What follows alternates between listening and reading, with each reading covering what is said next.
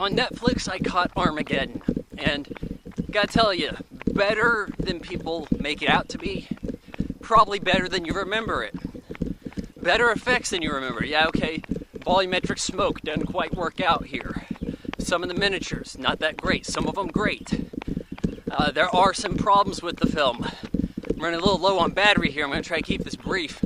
But I'll tell you, I am thinking about doing a commentary track for this movie. Really.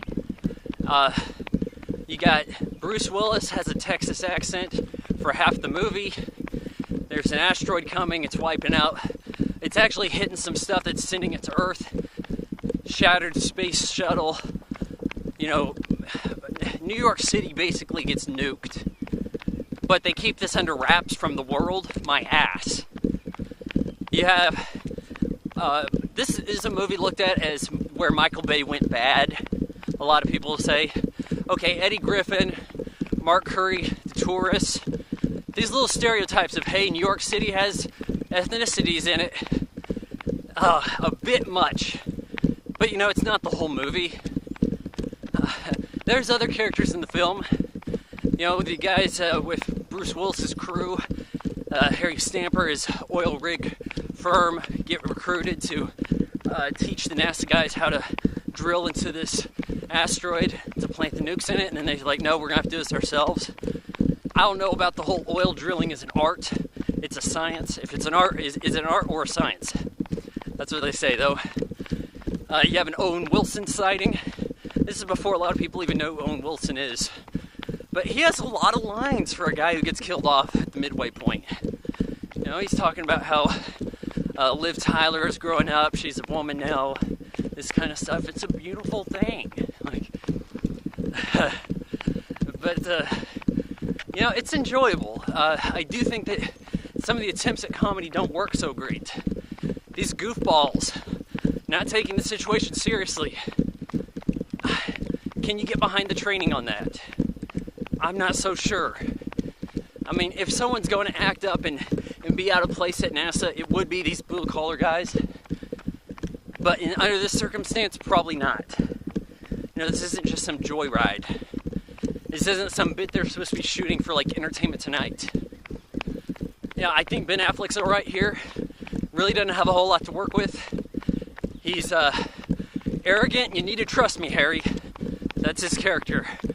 But they have some nice little moments. Like, honestly, there's a good little termite art moment with the animal crackers seducing Liv Tyler. You know, all right, I'm going away, baby, but let's play Animal Cracker Safari for a bit. You know, nice little touching moment that's pretty creative. It's a nice looking movie. Shots are a little more saturated than I would have liked, but it looks a lot better than a lot of today's shit. You know, I said that some of the effects don't hold up, but a lot of them hold up better than you reckon. Hold up pretty damn well for a late 90s CGI laden fest. You know, you actually have a good buildup of emotion. You understand the motives, and everybody has a little bit of a character.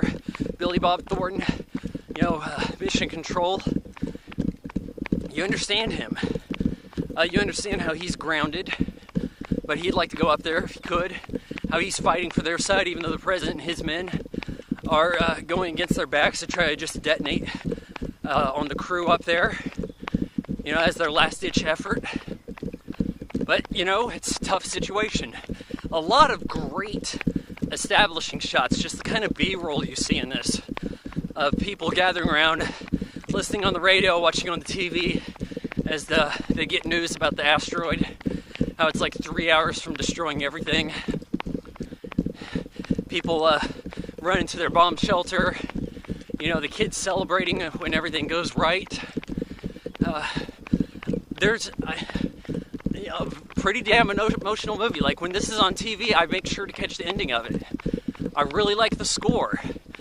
How many standalone films have a memorable score, a memorable theme? I can't think of many, folks.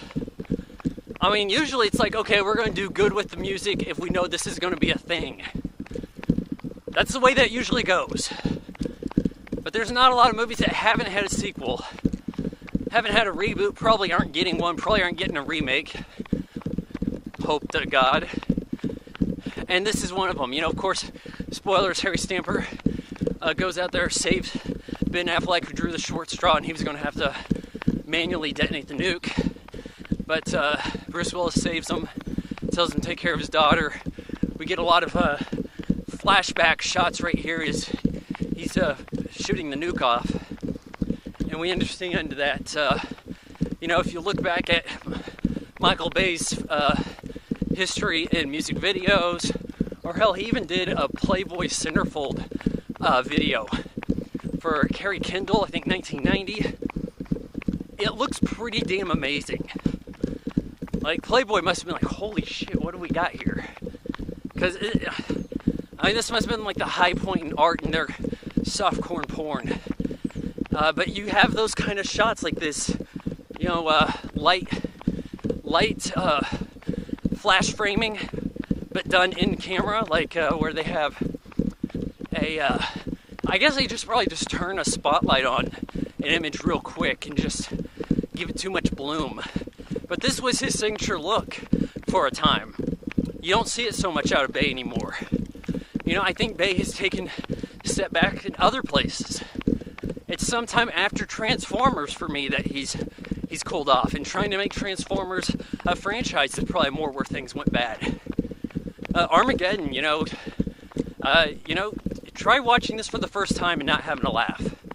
Try watching the ending and not tear up a little bit for a cheesy, goofy popcorn film. Go ahead and try that. I dare you. Armageddon's pretty damn enjoyable. Wichita connection in this. So Michael Clark Duncan, everybody has scattered when they're off the rig. They've got everybody in different places across the country. Bruce Willis says you gotta pick him up. Probably the only black guy in South Dakota riding a big dog motorcycles from Wichita. Only been around 4 years at the time of this movie, but this was their big tie-in. They had a poster made up to come see the classic in Armageddon. So I'm hearing gunfire. I'm going to go ahead and turn this off. You know, no big deal. It's Kansas. But I give Armageddon 3 out of 4 stars.